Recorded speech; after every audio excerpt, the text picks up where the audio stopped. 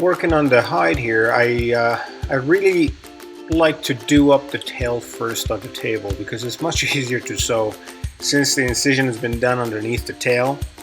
And if we do it while the mount is done, I mean after when the mount, like the skin is sewn up on the mannequin, it would be a little bit tougher because you would be working underneath the tail. So in some smaller mounts, in this case, and especially when the animal tail is not too large, I rather do the tail on the table and then deal with it when I'm mounting up the whole animal. As you can see, I have wrapped up the tail wire here and inserted inside the skin. The tail is actually been wrapped up with cotton and some cotton batting strips that I have purchased from the fabric store. And I make sure that I adjust the tail. It is important to have the tail wrapped up exactly the same size as the skin. I mean the tail skin, because then you're gonna run into some complications if it's not. If you wrapped it up too thick or too thin, you're gonna run into some challenges. So you make sure you keep the tail of the animal handy in the freezer, so when you're wrapping the tail, you at least go with the same size. And here is some super max speed on sewing the tail, so we can move on to other parts of the mount.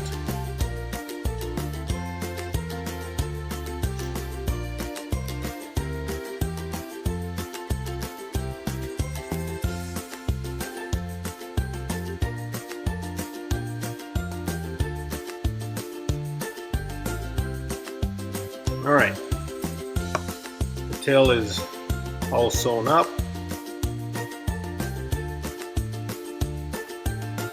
Now what I'm doing here, I'm trying to smooth out the imperfections of the foam with filling them with some clay in some areas.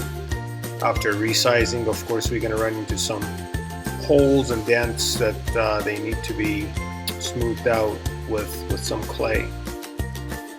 And I also remember that the feet, or basically the legs, I mean, all along the legs, they could handle a little bit more size or bulkiness to them.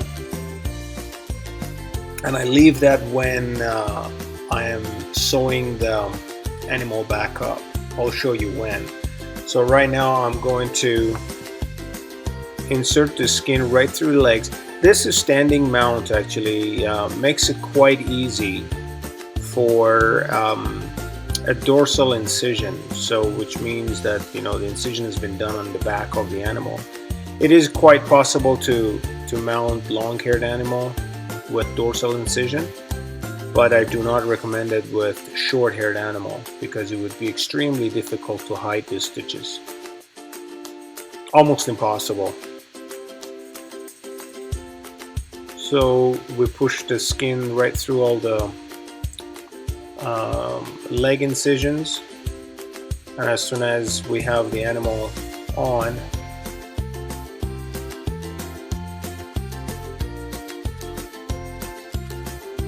we can continue.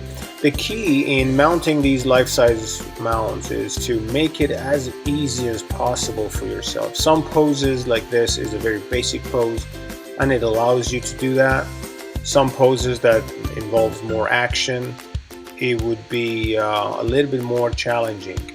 So whatever we do, we're still gonna have a hard time sewing the skin on the mannequin if the mannequin is in dramatic pose or action mode or something like that. But this is fairly simple. It's a standard mount of a coyote, and you will notice that it will go together fairly easy.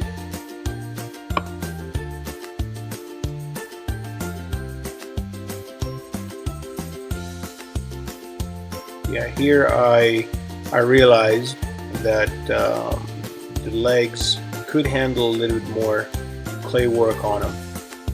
So at this stage, I have not applied any height paste. I'm just quickly sewing all the 6 to 10 inches of incision that I have on each leg. I'm trying to build up the pads, filling up with clay, filling up the toes with clay, and quickly go through the sewing part. And then I'll show you how I apply the hide paste after I'm sewn up on the legs.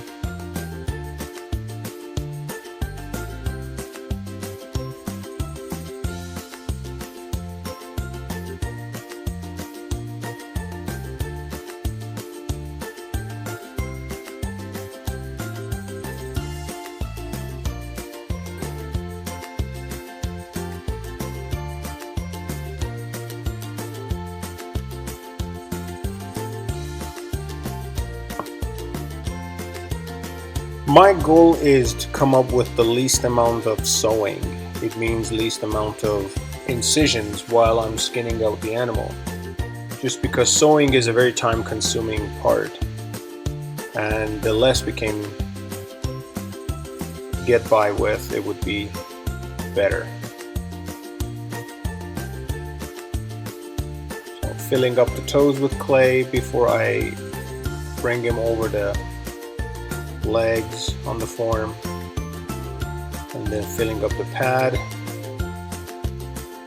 and then continuing the sewing.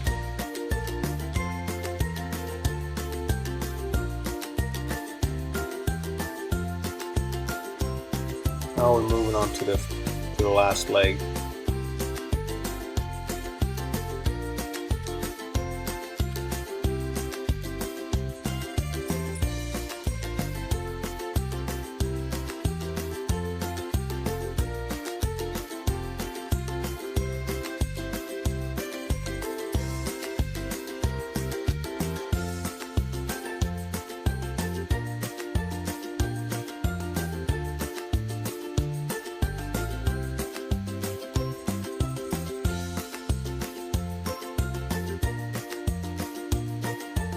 Okay, now we got all 4 legs sewn up.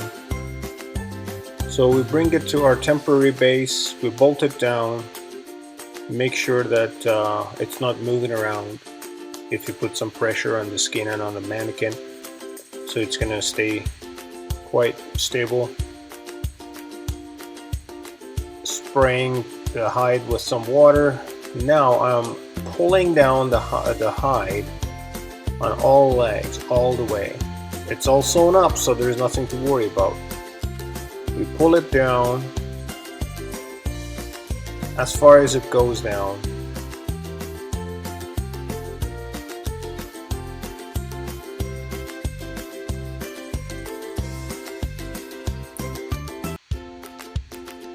Now I'm going to build up that extra bulkiness that I was hoping to build around the legs, because at least this way I'm not going to be touching the shape and the contour of the clay work once I put them on the leg.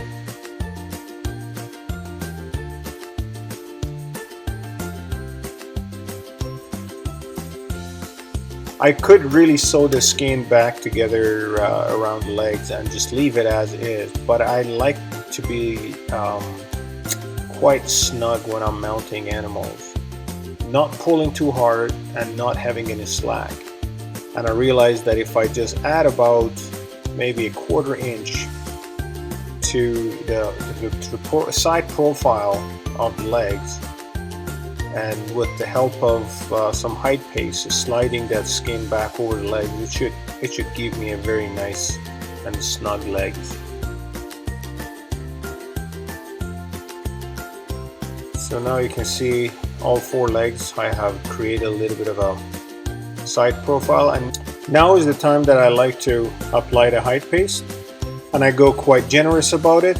Apply it all around the legs, up to the lower part of the body, into the relief cuts or armpits if you want to name it, and so I can basically pull up the hide and push the skin into the relief cuts under the arms, under the legs, into the armpit area, and that will help me to pull the skin so I can reach on the top of the shoulders. So we're coming up to the end of this part of the video, and thanks for watching. We will continue on the next video, which is coming up right away, and it's about mounting and doing the facial work and the eye setting of the coyote. I invite you to stick around for video number 3.